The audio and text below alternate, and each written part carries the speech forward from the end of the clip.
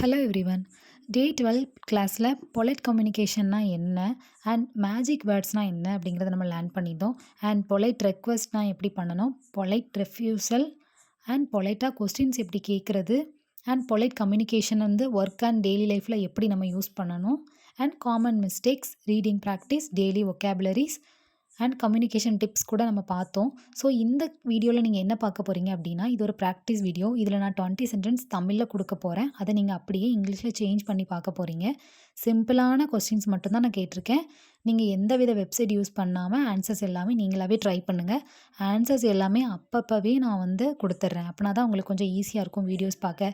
லாஸ்ட்டில் கொடுத்தேன் அப்படின்னா உங்களுக்கு ஒவ்வொரு டைமும் லாஸ்ட்டில் போய் செக் பண்ணுற மாதிரி இருக்கும்.